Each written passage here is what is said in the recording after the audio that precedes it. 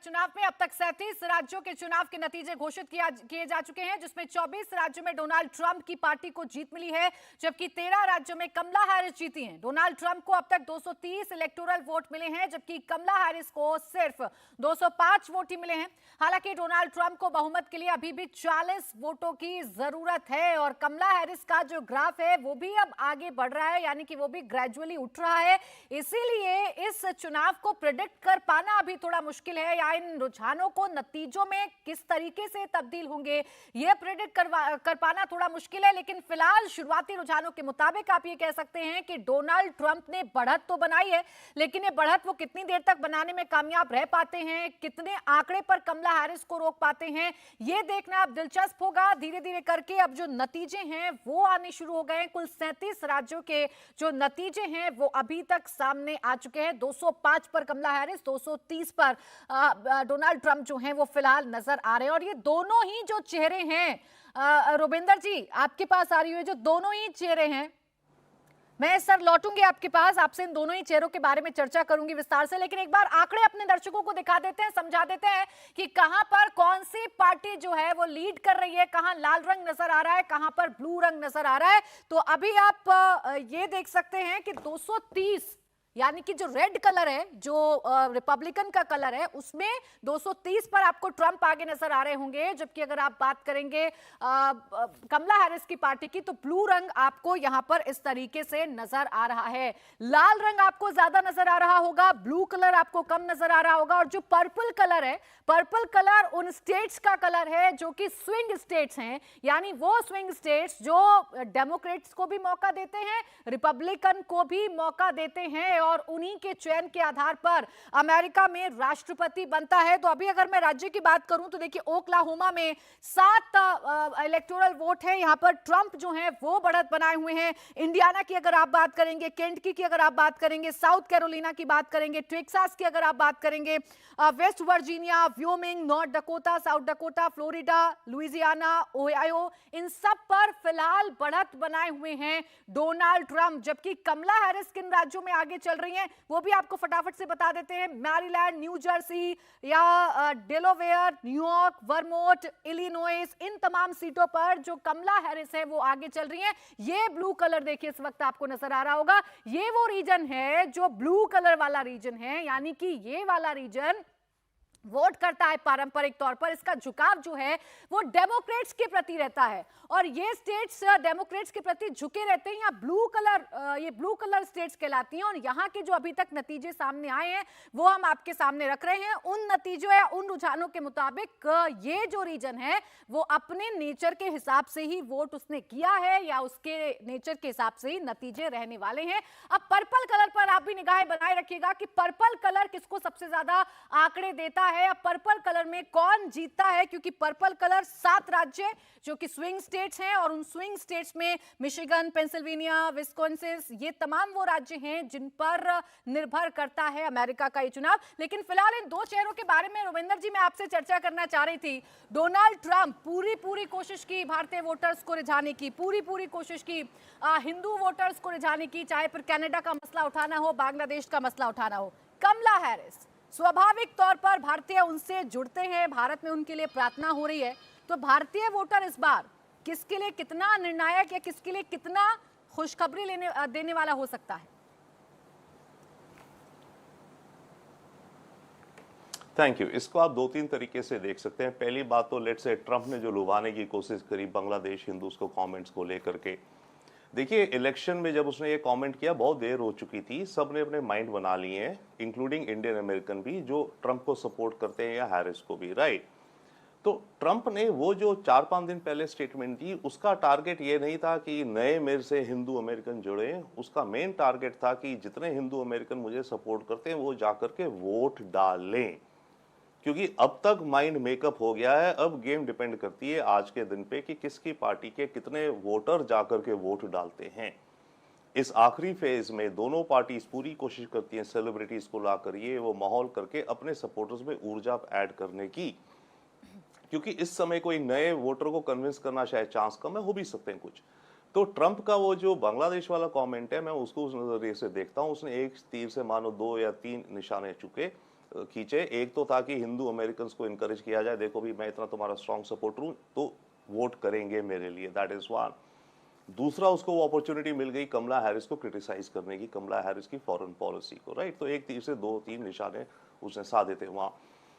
अब बात रही overall Indian American vote. Indian American vote traditionally करीब 80% डेमोक्रेट्स को जाता था और 20% रिपब्लिकन को। उसका रीजन भी था, अमेरिका में हम लोग माइनॉरिटी हैं, हम ब्राउन स्किन है, वहाँ व्हाइट स्किन है, और जाकर के अपने को एस्टैब्लिश करना तो और डेमोक्रेट जो लिबरल पार्टी है, इनकी फिलॉसफी फाउंडिंग यही है towards more minority rights, progressive liberal ideas, तो नॉर्मल था हमारा वो।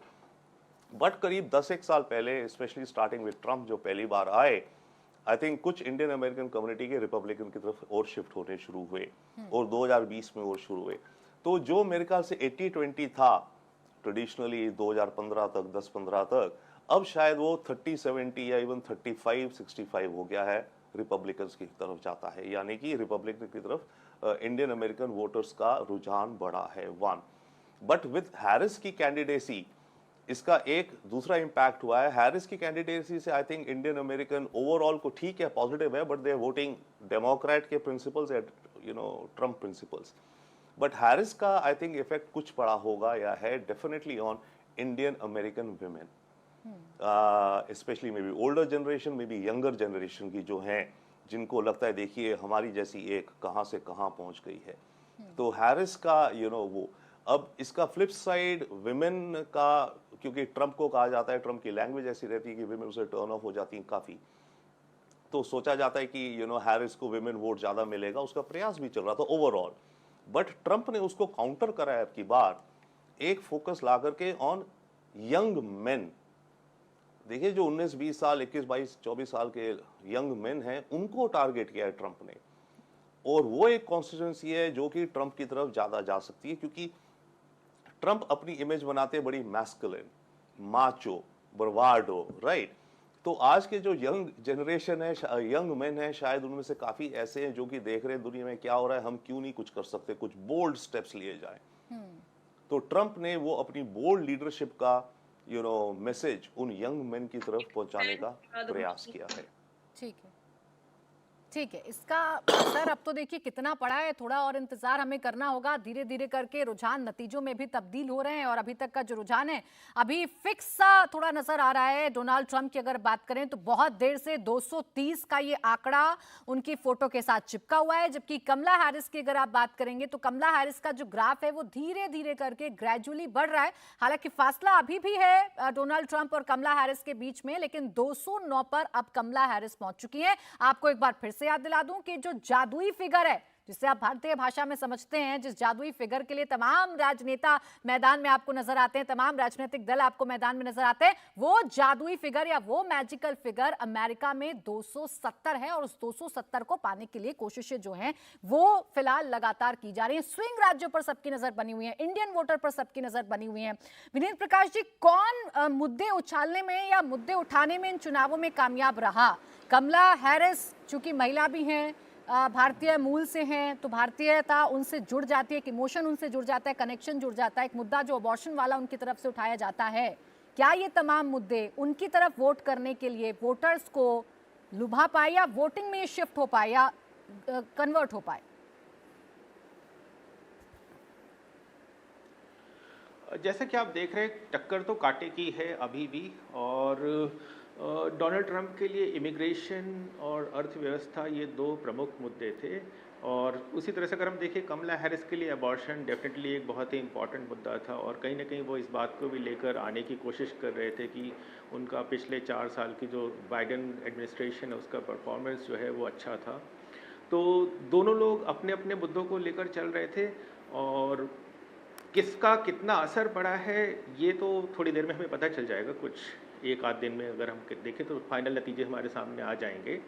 लेकिन दोनों लोगों का जो सपोर्ट बेस है वो ऑलमोस्ट इवन है, ये एक चीज़ हमें दिख रही है सामने। और यूएस जो वोटर्स हैं वो इवनली डिवाइडेड है दोनों कैंडिडेट्स के बीच में, ये एक बहुत ही स्पष्ट चीज़ हमको दिख रही है। तो किसी एक कैंडिडेट की तरफ बहुत ज़्यादा रुझान नहीं है, ये एक महत्वपूर्ण चीज़ हमें गौर करने की बात है।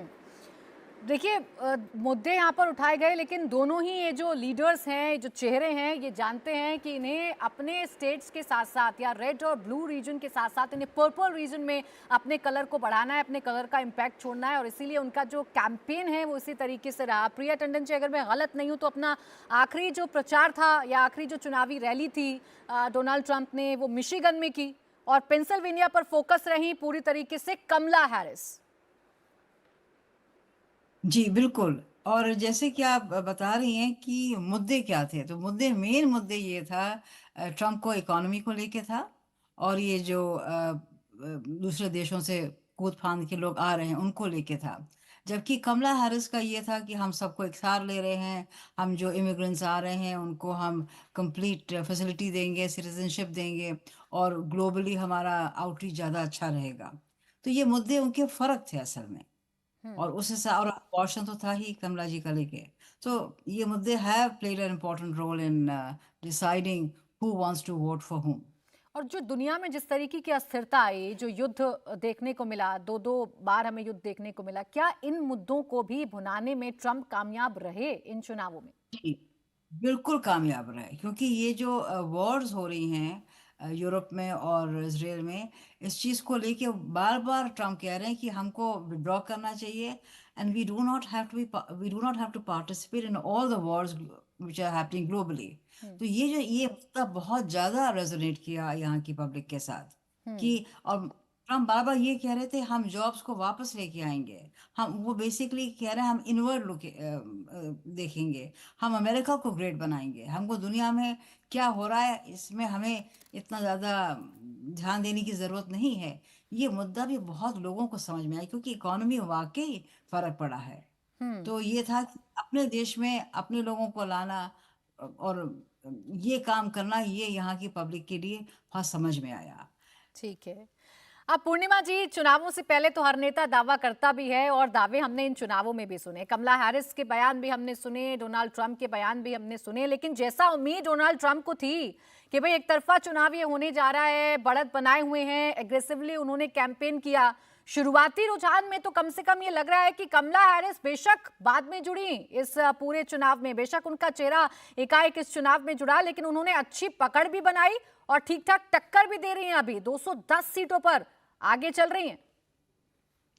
देखिए, जब जो बाइडेन की दौर चल रहा था, at that point of time there was no question that it is a piece of cake for Donald Trump.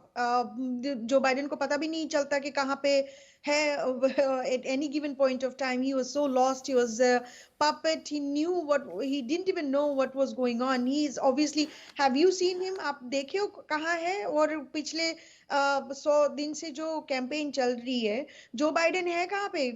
ये राष्ट्र कौन चला रहे हैं?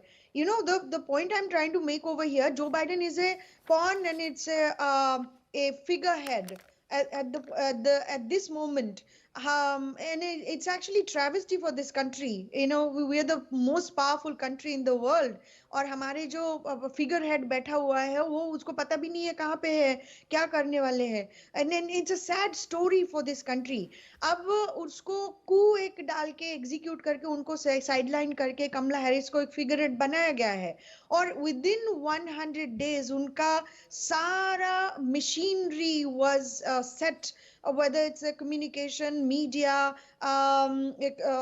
narrative set, everything was set in. She was placed as the new head of the Democrat Party and the nominee. She didn't win anything. She is not actually the right nominee of the party also, but obviously they did their job in order to make sure that she is the right person.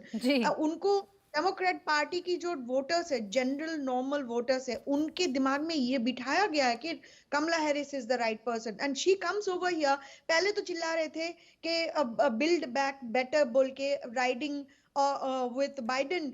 अब मैं 4 साल के बाद तुम आके बोल रहे हो कि let's turn the page. What page are you going to turn that you haven't done anything?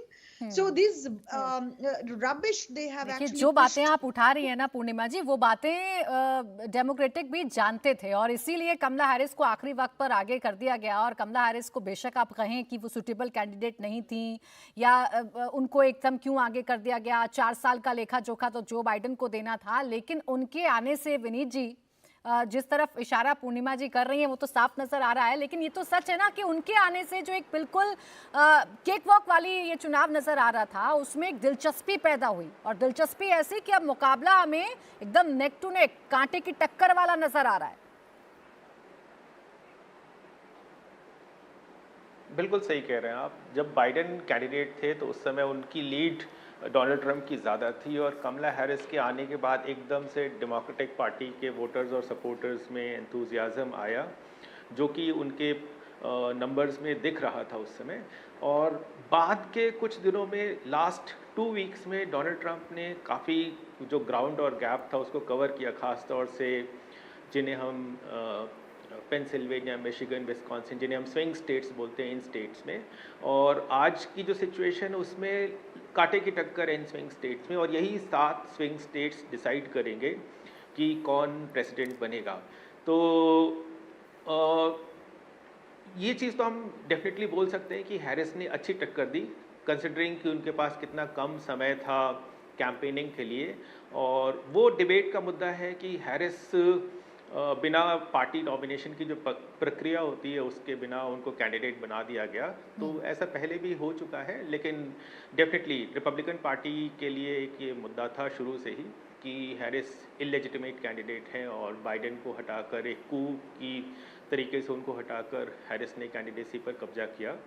तो लेकिन अगेन इन सब बातों का जो कोर सपोर्टर है दोनों डेमोक्रेटिक पार्टी के, उन पर फर्क नहीं पड़ता ज़्यादा। लेकिन जो स्विंग वोटर्स है, स्विंग स्टेट्स के साथ साथ कुछ स्विंग वोटर्स भी हैं इन स्विंग स्टेट्स में, वो डिसाइड करेंगे कि कौन प्रेसिडेंट बनेगा।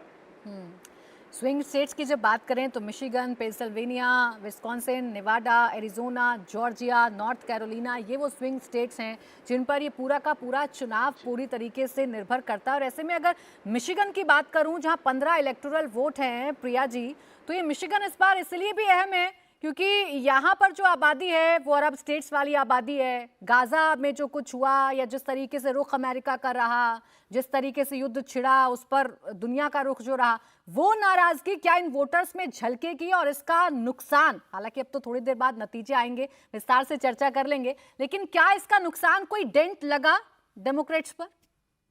बिल्कुल लगा, बिल्कुल लगा। और इस चीज़ को लेके काफ़ी बहस भी हुई यहाँ पे और डिस्कशंस भी हुए। और आपको जान के खुशी होगी कि मिशिगन में काफ़ी इंडियन कम्युनिटी भी है।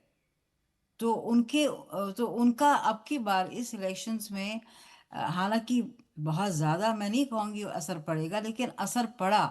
उनका नाम तो आया कि इंडियन कम्युनिटी भी है। तो जो आप जो कह रही है वो गाजा को लेके बिल्कुल इट वाज एन इश्यू। रुबिंदर जी, ये सारे इश्यू मिलकर इन चुनावों को इन्होंने दिलचस्पी बना दिया। मैं पेंसिल्वेनिया का पिछली बार का नतीजा देख रही थी, कांटे की टक्कर यहाँ पर देखने को मिली थी और बाइडेन कांटे की टक्कर में बहुत कम मार्जिन से पेंसिल्वेनिया में जीते थे। और इस बार भी कहा जा रहा है कि अगर कमला हैरिस को प्रेसिडेंट बनना है तो उन्हें पेंसिल्वेनिया और जॉर्जिया तो जीतना जरूरी ही है। जी हाँ, देखिए मोटा मोटा ऐसे हम समझ सकते हैं, अमेरिका में टोटल 50 स्टेट्स हैं। इन 50 स्टेट्स में से 40 स्टेट्स का पता है कि किसको करेंगी। कैलिफोर्निया का पता है कि वो डेमोक्रेट को ही मेजॉरिटी वोट देगी, तो कैलिफोर्निया के जितने 50 या 56 इलेक्टर हैं वो डेमोक्रेट को ही जाएंगे, वो हैरिस हो या बाइडेन हो।